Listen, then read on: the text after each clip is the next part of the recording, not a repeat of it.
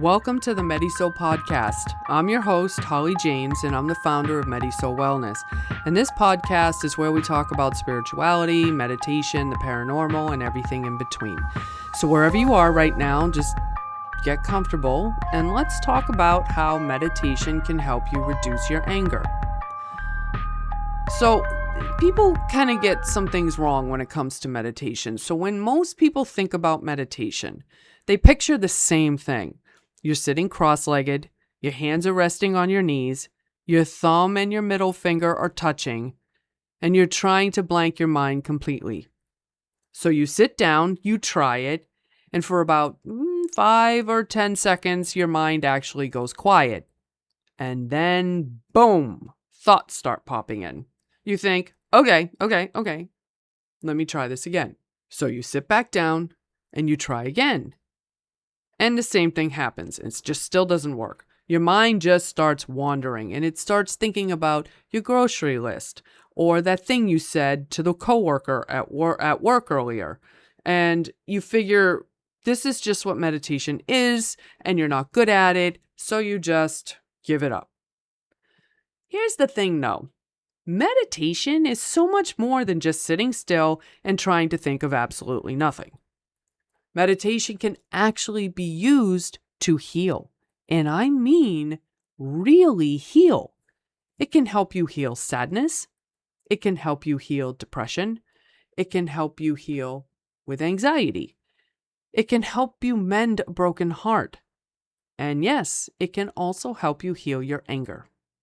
And that's exactly what we're going to be talking about today, is how you can use meditation as a real tool to heal anger and other emotions and not just manage it or push it down and pretend that it's not there. So let's talk about what anger actually is. So before we get into the how, we need to talk about the what anger is. Anger is one of your emotions. And if you really stop and ask yourself what an emotion even is, it gets pretty interesting. See, your emotions are energy. Think about it for a second.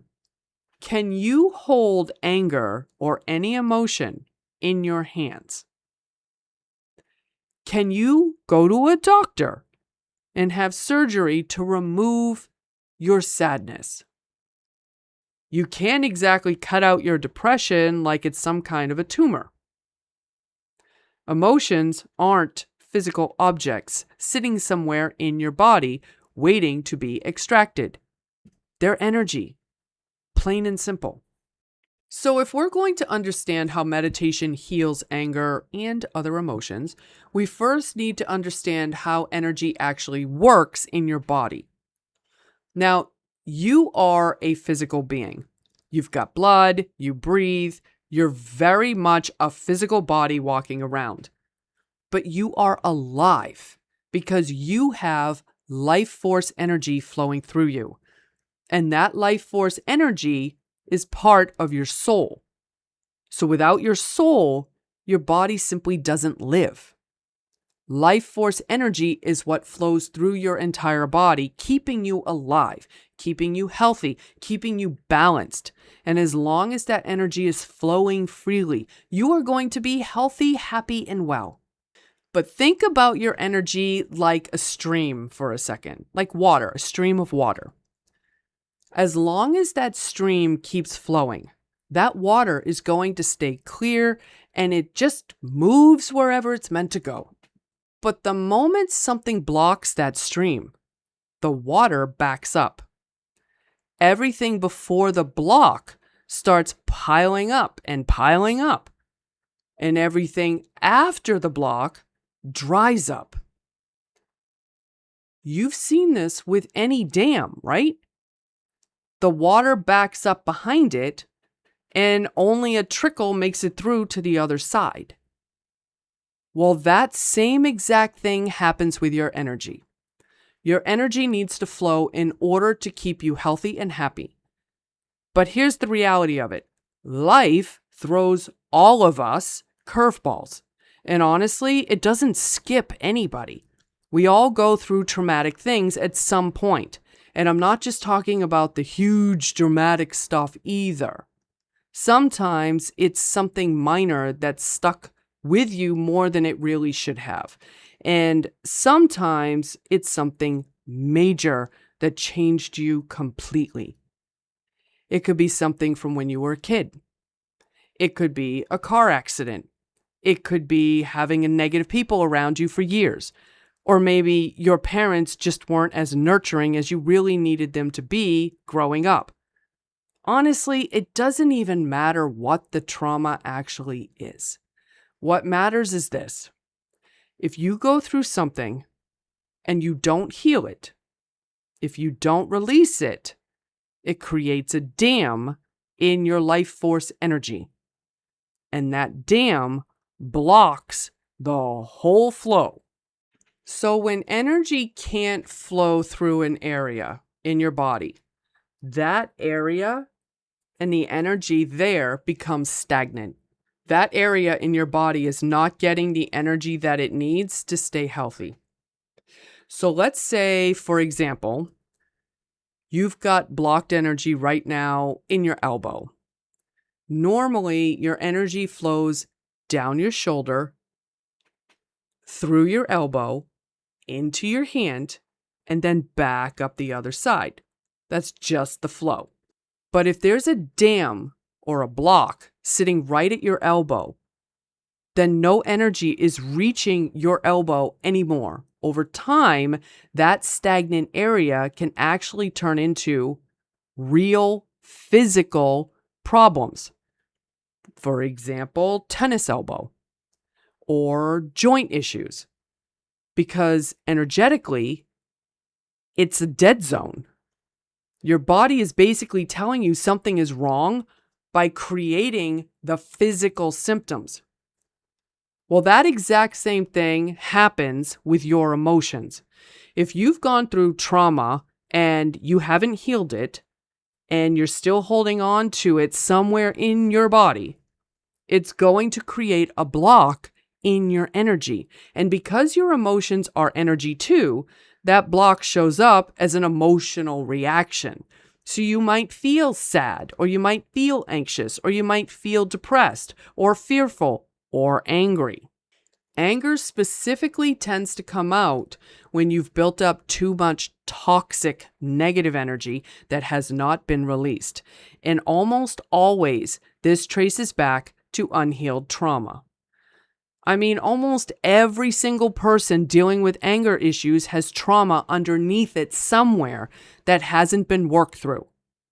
So if you want to get rid of anger, you've got to clear the energetic blocks that are in your life force energy. And to do that, you have to heal the trauma that created the block in the first place. So if you've got trauma in your life, and let's be honest, pretty much everyone does to some degree or another, then you've got a few options for dealing with it. You could go to therapy and do talk therapy, and that can absolutely help. And I'm not knocking that at all. I went to school for psychology and for mental health, so I understand how that process works. And if that's the path that feels right for you, then that's a great one to take. You could also try journaling. Or you could look for some way to consciously release the toxic energy that you're carrying around, because that energy is weighing you down like a brick pulling you underwater, dragging you into the mud and into the darkness. And that's exactly where the anger, the sadness, the grief, and everything else comes from. Energy healing is another option as well. Reiki works very well here because Reiki is positive energy and you're working to shift negative energy. So bringing in positive energy really helps to balance out your energy. But today we are trying to focus specifically on meditation because honestly, it's one of the best tools that you have for healing this kind of trauma. So here's where we throw out that old idea of meditation completely. Forget sitting in some awkward position with your thumb and finger pressed together, forcing your mind to go blank. Instead, Find a way to sit that's comfortable for you. You can't meditate if you're focused on how uncomfortable you are. Now, you can sit in a chair. You can sit straight up. You can sit cross-legged with your hands resting on your knees, your palms up, your palms down, your fingers together. Whatever feels right to you. The only thing that matters is that you're comfortable enough to relax, but you're not so comfortable to fall asleep. The next thing is stop trying to blank your mind. This is important. So once you've found your position to sit in, don't try to think of absolutely nothing. Seriously, just let that go. The second you tell yourself not to think of anything, you are absolutely going to think of stuff. Something is going to pop into your head immediately because that's just how the mind works. It's not a flaw, it's just the way that we are.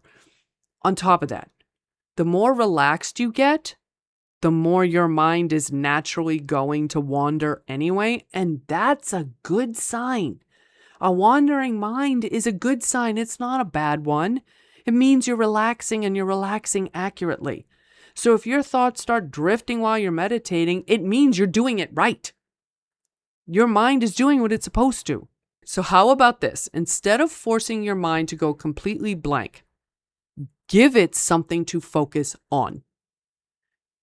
Picture a park. Let's do this right now, okay? Picture this. Picture a park for a second in your mind.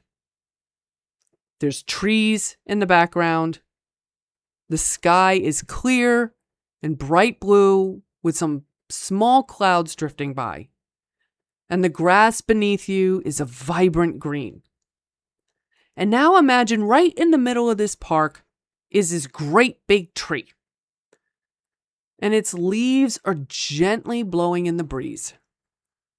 And you can hear the birds singing somewhere in that tree. And if you look around, you're going to notice that there are flowers scattered all over the place. So, you just did that. Now let's try the opposite.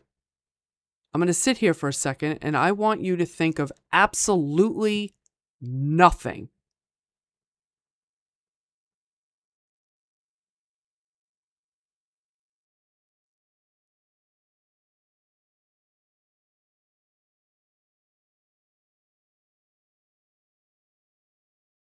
Okay, that was 10 seconds.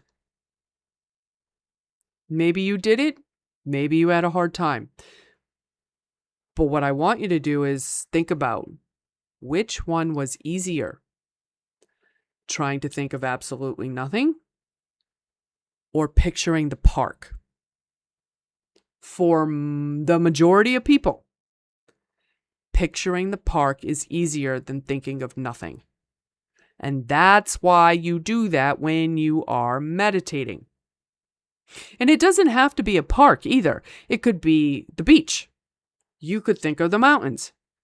Honestly, it could be anywhere that feels relaxing to you personally. I mean, you really don't want to picture yourself on a roller coaster and expect to feel calm. So, find a scene that actually brings you peace when you think about it. It doesn't even need to be somewhere real. You can make some place up if you want to. Okay, now, while you're in that space, wherever you're thinking of, right? Whether you're thinking of the beach or the mountains or whatever, try to engage as many of your senses as you possibly can. So wherever you are, feel the ground beneath you. Touch the grass or whatever's beneath your feet. Literally bend down and touch it. Smell the fresh air or the air of the environment. If there's birds in this environment, hear the birds, hear the natural sounds. Notice the natural colors in this environment as you're thinking of the scene. So what I mean is, let's say you're picturing the beach. Feel the sand beneath your feet. Hear the ocean waves. Hear the birds. Smell the air. What if you're thinking of a mountain? Notice the scene. What kind of a mountain is it? Are there trees around you? Picture the trees. Is there snow on the mountain? Is it cold? Picture that. Feel that. Use all of your senses. You want to be detailed. It doesn't need to be crystal clear in your mind. It just needs to be a place that you can focus on.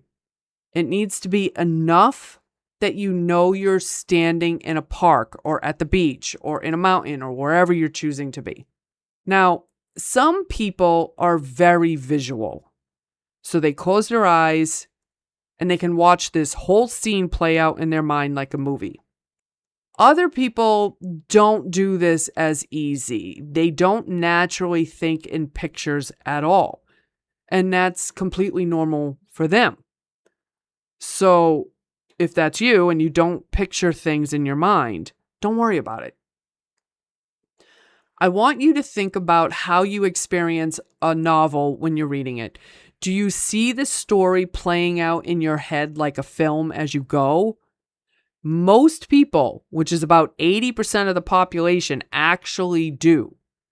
They experience reading this way. It plays like a movie in their head. But if you are the other 20% and you don't see it as a movie in your head, then you still know what's happening in the story, right? And that's exactly how you want to approach meditation. So if you're not visual and you're not seeing this in your head, however you naturally experience a book is exactly how you would experience this type of scene in a meditation. Okay, so once you've got your scene in place and you figured out where you want to go, here's how you're actually going to use it to release anger or sadness or any other emotion you want to release. I want you to picture that scene. And we're going to use the park as an example. We're going to add a waterfall to that park. So you're going to picture this waterfall with water falling from a pretty decent height into a pool of water below. And that pool flows out into a stream that carries that water away and out of the park scene. So you would imagine yourself walk over to the pool. So do this now. Picture the scene of the park. Walk over to that pool of water, step into the water, and stand directly underneath that waterfall so it's washing over you. Think of this as like taking a shower, except this shower has one specific purpose. Now we're going to bring your attention to the anger or any emotion that you've been carrying. Picture your body covered in mud. And that mud represents that anger that is sitting on you. As you stand under the waterfall, you're washing that mud off your body, right? And every bit of that mud comes off. And as every bit of the mud comes off, that is representing anger leaving you for good. You can even imagine using shampoo and conditioner if that helps you to connect with the scene and the process a little more. Your intention here is simple. You're standing under the water specifically to release that anger that's been stuck on you. And you scrub it off and let the waterfall carry it away. That mud flows into the pool of water, down the stream, out of the park, and out of your life completely, forever. This works incredibly well, but I want to be honest with you. It isn't something you do once and you're magically cured. It's a practice that you have to return to consistently until the anger is fully released. Now, here's something really important, so pay attention to this part. Once you start this kind of energetic cleansing, because that's what you're doing, you're cleaning your energy. You only want to do this once a week. Do not do it more often than that. And I really mean this. Releasing too much negative energy or too much trauma can quickly jolt your life force energy and send you into what's called ascension sickness. And that can show up as you feeling unwell. You could catch a cold. You could get a headache. You could feel completely exhausted. You could become extra cranky. You could cry or cry more than normal. All of that happens because you are healing And healing is a wonderful thing. But healing too fast throws your whole energetic system out of balance. So stay under that waterfall until you genuinely feel that the mud is gone. Once you're clear and the mud's gone, step out of the water, go back into the grass that's in the park. What you want to do is bring a beautiful white light down from above. This white light is going to come down and enter the top of your head and flow all the way down to your feet. This white light is going to fill every space where that negative energy used to be, where you took the mud out. And it comes from, this white light, it comes from a very high divine energetic vibration. And it's going to help you balance and heal completely wherever that mud was. When you do this type of energy cleansing, you're releasing energy connected to trauma. But here's the best part. You don't have to talk about the trauma to release it. You don't have to relive it. You don't have to explain it to anybody. You don't even have to know what the trauma is. All you need to do is step into a meditation, stand under the waterfall, and wash away what you've been carrying around. You already know what the trauma is connected to deep down. And if you don't worry about it. But you don't need to convince anyone what you've been through. You just need to give yourself permission to release it and the time you need to release it. So here's the thing. You've got to go slow. So if you do this once a week, it's going to be slow and gradual process. And honestly, that is exactly how it should be. You're not going to be doing one meditation, a wash away, everything, and wake up perfectly happy and unbothered by the next morning. First, cleanse until, when you're doing your meditation and you're cleansing your energy, cleanse until you don't see any more mud. Or you don't feel there's any more mud. That's your cue to come out from under the waterfall and bring down the white light. The white light's going to fill you from head to toe, filling in every space that you released. Then take a moment to come back to your body and ground yourself.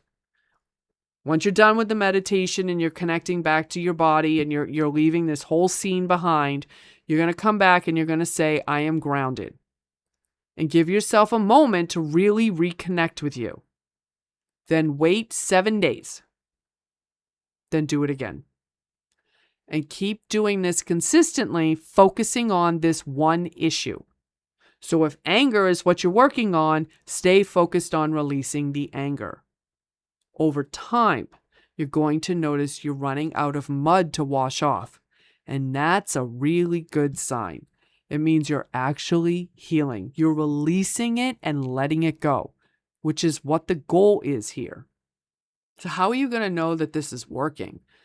So the change is going to be subtle, and I want you to know that going in before you start.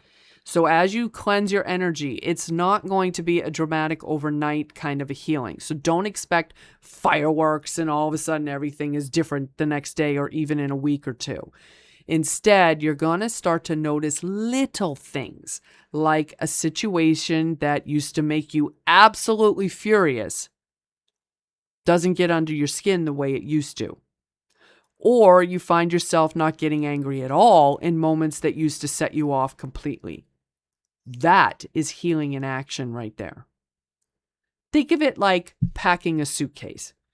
If you keep stuffing clothes into that suitcase and stuffing clothes in and stuffing them in, eventually the suitcase just isn't going to close anymore. Your energy does the exact same thing. You can only hold so much unprocessed trauma before it starts to overflow. And that overflow is what shows up as anger. So to fix it, you take some of the clothes back out of the suitcase and then close it. The waterfall technique works the exact same way. You're removing some of what you've been carrying so the pressure releases and you're not carrying anger anymore.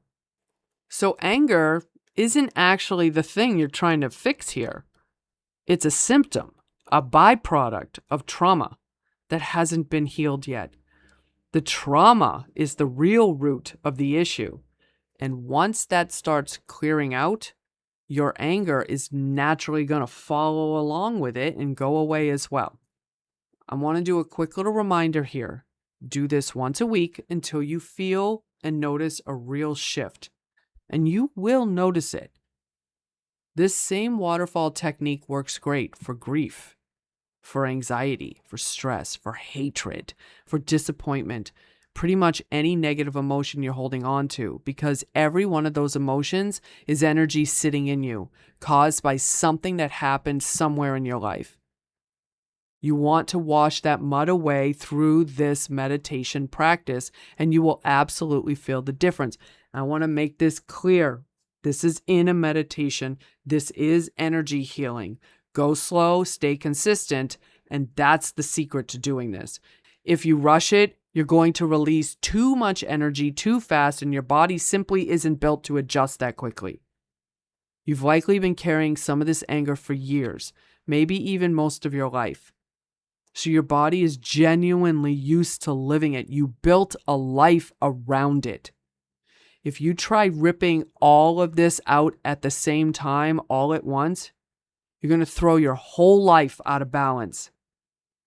And that could show up as more anger, crying, or physically run down. So please go slow. Once a week is enough. Meditation is not just about relaxing. It's a tool for healing when you use it that way. So if you want to learn how to use meditation as a tool in your own life, go to MediSoulWellness.com. Thank you so much for listening to me and being here with me today. If you enjoyed this episode, please subscribe, please follow, so that you never miss what's coming next. Thank you.